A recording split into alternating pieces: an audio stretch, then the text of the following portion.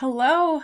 Welcome to the very first check-in for Ditching Diets and Die, where I just kind of tell you the honest truth about what I'm experiencing each week as I follow this pursuit to stop dyeing my hair and to start trying to eat intuitively and just quit dieting for good. So if you are live with me, I would love for you to say hello in the comments, see who's here.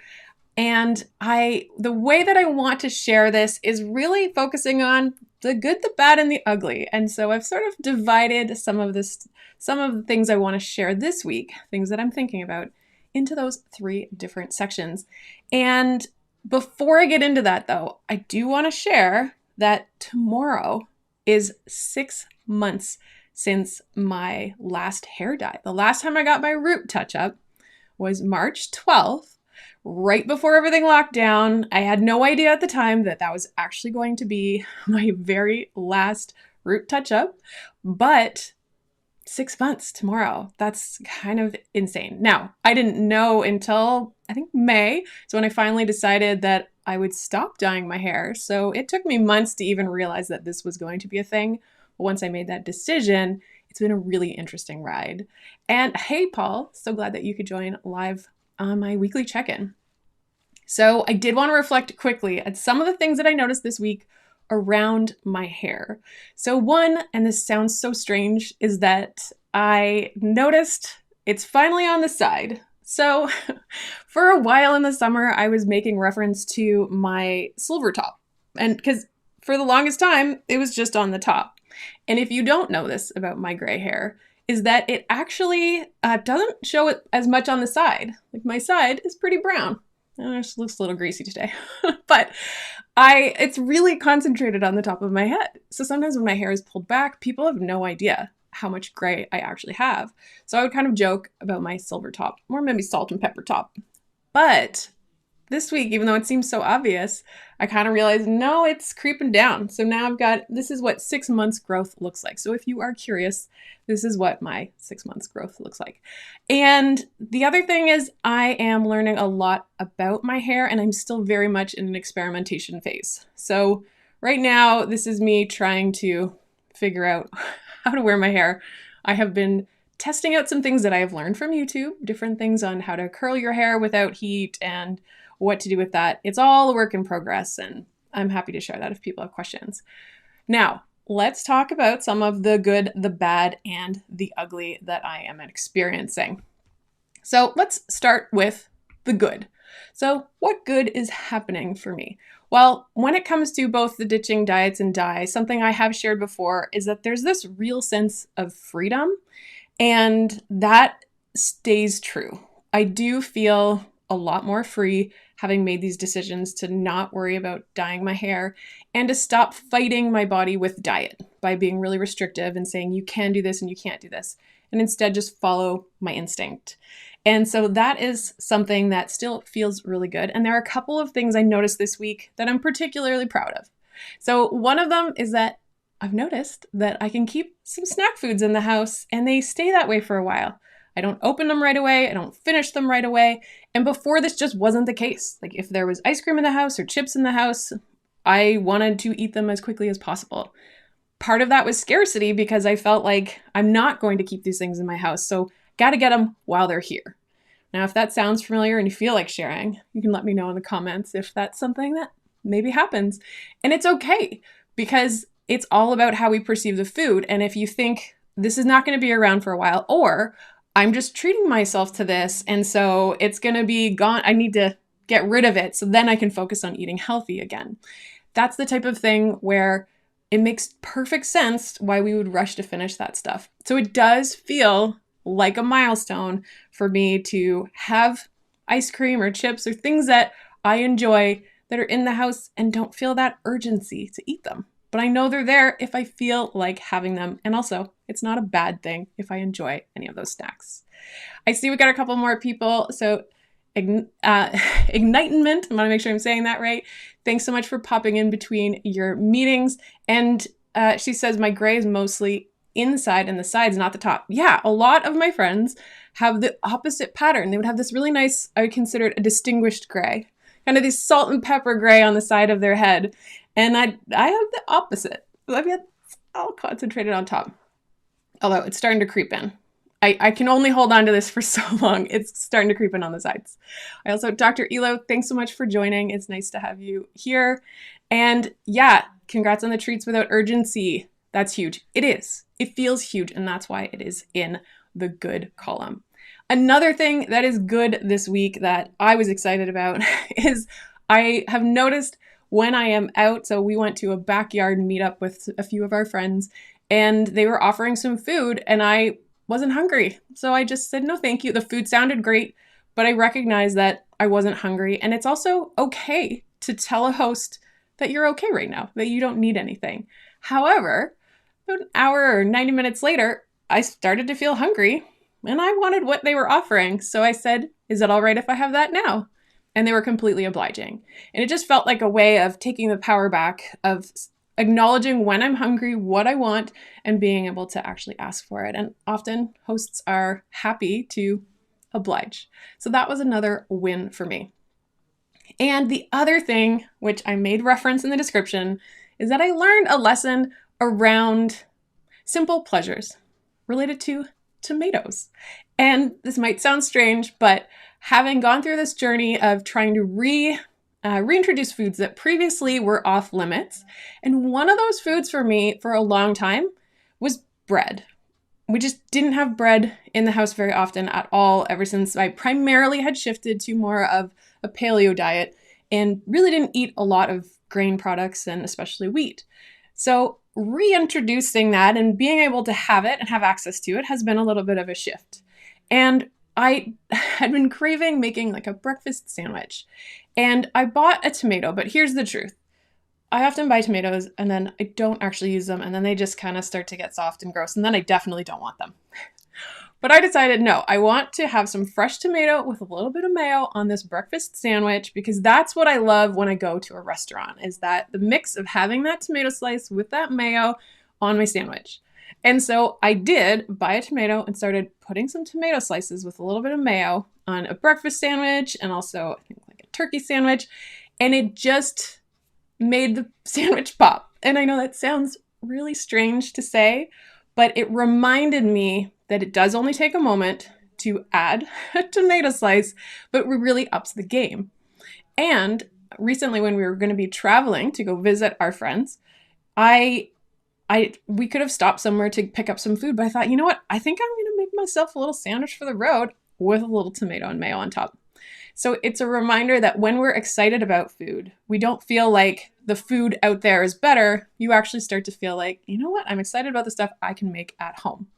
All right, see, a few more comments are coming in. So, Dr. Elo, it is hard to say no, but with time, you get used to listening to your body. Yes, and that's what I'm practicing. And it is a practice because it doesn't come naturally after many years of not listening to my body. And Paul, telling a grandma, no thanks, I'm not hungry, being left alone is nearly impossible. Yes, not every host is so obliging. That is very true. Although, if maybe you say no, but then you do actually have some later, then maybe they'll get used to the fact that, okay, it's no for now, maybe it's later. But I'm with you on that one. And sometimes you just have to take one for the team, and maybe other times you have to stand your ground, but what's the hill you're going to die on? Okay, what else here? I bought a tomato, but here's the truth. Yes, the whole tomato truth. I'm glad you appreciate it. Pesto. Yeah, pesto would be really nice. And I think that's the thing of, you don't have to go to a restaurant to have these nice flavor additions. But I think sometimes when we're at home, we just get used to this kind of boring, simple thing, and we just don't make things fancy. So it's just a way of upping the game a little bit, adding some of those flavors and really getting excited about your food. It's really fun. All right, so that's my lesson. Now let's pivot, because I do want to talk about the bad. So the bad this week, it's really, I think for me right now, something weird's going on with that overlay. So something that I am trying to navigate and is not crystal clear yet is how fitness plays into embracing that intuitive eating mindset. So really the mindset that I'm trying to adopt is that I want to listen to my intuition and not follow external rules. And the problem, I think, when it comes to fitness and exercise is that it's good for your health. Absolutely something that I want to incorporate more into my life. But sometimes I'm finding myself feeling those old, like that old pull of the diet culture when it's tied to working out. And because I'm trying to fight the old, these old patterns that I have of the diet culture of this is the way you should eat, this is the way you should be, then I'm finding that it's trickling over into my fitness. And I don't love that because my intention around giving up dieting is that I don't want to be trying to actively change my body by restricting my food. And so I also, though, don't want to slip into a sort of diet culture around exercise where I am doing the same thing of trying to purposely change my body by restricting myself, but it's almost the other, where pushing myself to do activities in order to change my body. Does that make sense? So I am trying to listen more intuitively to how I want to move and what I want to do, but it's still, sometimes it's that balancing act. And that's the thing that has been a little tricky for me because I definitely know that I don't like the idea of exercise as punishment. And I think diet culture teaches us that you need to exercise as a way to earn your food, or you need to exercise because you need to punish yourself because you were bad with food. It's just really, they're very connected. And so the bad right now is that I don't feel very stable with where I stand on fitness, even though I know it's something that is absolutely important for our health. It's good for your heart and longevity, and I want to enjoy it and not think of it in that old diet culture mentality. So let me know if that resonates with you, or if you've kind of figured out any tips or tricks. Even if you're watching the replay, let me know in the comments if there is something that you have figured out that's really made you look at fitness in another way that's a little bit more free. I see Ignitement. I recently set my exercise goal as choosing between 3 choices: walk, aerobics, or stretching. That's a great idea. So it's more freedom. You're not specifically pigeonholed to a specific thing. I like that. Is it working? And then I see here, Dr. Elo, that's my aha. Maybe I'm relating gym workout to the way I'm feeding myself nowadays. Yeah, it's worth thinking about, right? What's that connection between how we treat our body with food and with exercise? And is it something we're doing because it's good for our bodies and healthy? Or is it something we do where it kind of feels a little bit like a drag because it's something that we feel like we have to do, not something that we want to do? And okay, Ignitement, the choice has been a game changer for me. That's wonderful. Having that freedom and flexibility. I really like that. I might give that a try. And Dr. Elip, that's afraid of the gym. Okay, so that's really, I think this is connected to some of the work that I do with my other channel, My Happy Insides, but I like to talk about some of the hidden reasons that we struggle with something. And a really great story that I read when I was learning about the immunity to change process, which is what I use in my business, is that we often have these hidden fears that are holding us back and we don't know about them. And one that really, really stood out for me as an example was an individual who did not realize that he was struggling to go to the gym consistently because back when he was in high school, there were these kind of tough guys, jocks, whatever, but they were bullies. And they made him feel really bad about himself. And they were regular gym goers, or I think he called them the gym rats. But he had then created this identity of who is a person who regularly goes to the gym. And he did not want to be that person. And so in a strange way, going to the gym regularly felt like he was buying into this identity of this person he did not want to be. And that really stuck with me because while that's not necessarily my experience, I think sometimes we have these identities that we link to who we are as someone who works out. Because maybe we have some negative connotations over someone who works out consistently. Maybe not. There's obviously a lot of other things that could be at play, but that really stuck with me. All right. And hashtag couch life. I love that. Okay. So yes, freedom is definitely, it clears roadblocks to have freedom of what you want to do and how you want to move your body. I definitely agree with that. Oh, JV, thanks for joining. Good afternoon. You do not have to apologize for being late. And Paul, I walk every morning for 20 to 40 minutes, whatever feels right that day, and then it's done. And it doubly helpful because it jumpstarts my morning. I really do like that. when we wake up with that reserve of willpower, because it's something we run out of. So if you do something early in the day, starts your day right, and you don't have to worry later if you're tired. So I really like that. And so my question for you, Paul, is do you enjoy walking?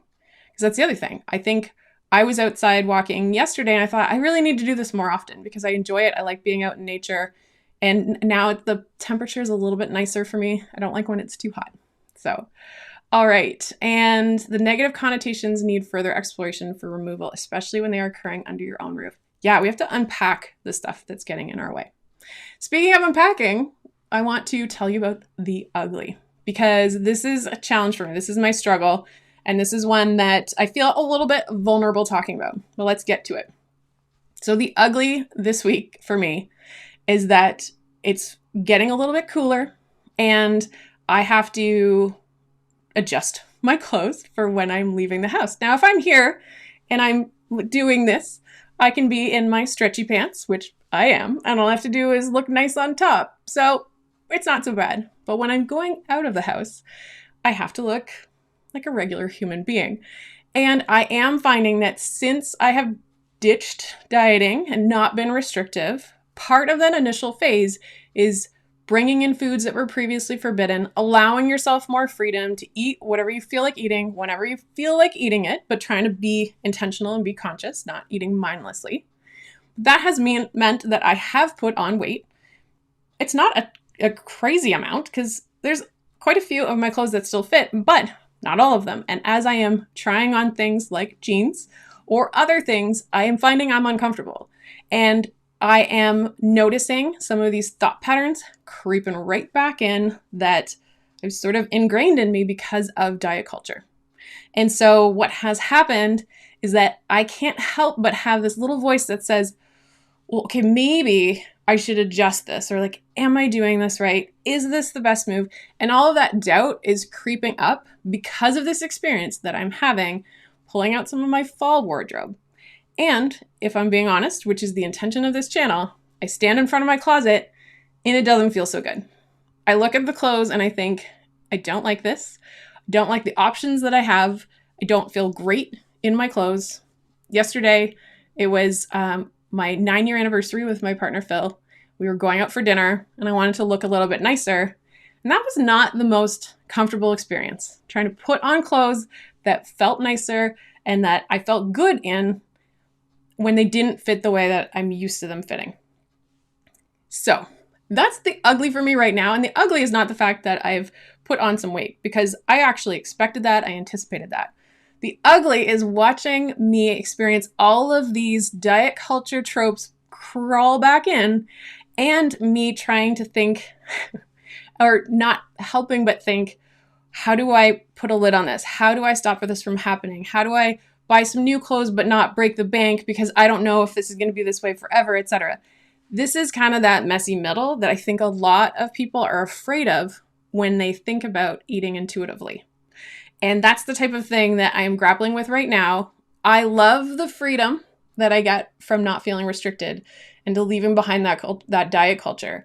But I am struggling with the fact that things that usually cause us to start dieting are happening, and I have to stop myself. So I need to find that middle ground. I'm still committed to doing this, but I'm trying to just be completely honest that that desire doesn't go away overnight. That desire to take control and to maybe stop things and to get back in the pants, etc. Now, I did make a point to move some of the clothes away, so I'm not seeing them or they're not in my face, but that does mean my closet's just smaller and still kind of smaller, fewer clothes, but still kind of a depressing experience. So that's what I wanted to share with you. Okay, I see that there are some comments here, so let's take a look. Okay, so, Dr. Elo, thank you for the congratulations on the anniversary. Yes, it was a very nice dinner, by the way. And thank you, JV, as well. So, Ignitement, do you have part of yourself that doesn't care what you look like? And if so, see if you can bring that part of you forward when trying on clothes. Yeah, so something that I have learned when it comes to eating more intuitively and giving up diet culture is that quitting diet culture goes hand in hand with tackling our own sort of fat phobia. And a lot of what we see in our culture is fat shaming and saying that it's not okay. And really, there's only one type of body. And you have to work on your perspective and your perception around the fact that all bodies are okay. And that it should be about the pursuit of health and not just looking a certain way because that's what culture expects us to. The pursuit of health is more important than what your body looks like. And I know that I am actually in a position where I am still in what's considered like I don't know the exact term. I'm always careful with it, but a thin sized body or a normal sized body. I can still shop in a regular store. So I know that I have that benefit that other people do not have. And I'm actually pretty comfortable with my body as it is right now, except that my clothes don't necessarily match it. I have some clothes that fit and I feel fine when I'm in them. I feel fine right now. But when it comes to maybe clothes to look a little bit nicer, that's where I have some limitations, and that has made it a little bit hard. But to answer your question, yeah, I think there's part of me that says my value as a person has nothing to do with my waist size, has nothing to do with me on this scale. I have, friends I care deeply about all different sizes across the board, and their value is about them as a person and a human being and their heart and their character. It has nothing to do with what size they are. And so I'm trying to remind myself as I go through this process that your waist size or how your clothes fit or any of that stuff does not matter of who you are as a human. And so that's what I'm really reminding myself. And I really strongly believe that. And so that's where I'm just paying attention to these messages that I'm having in my head about what happens when some of my clothes don't fit anymore. I'm trying to balance that. I hope that makes sense. All right. So honesty is always important. Thank you for sharing. I appreciate that comment. Thanks.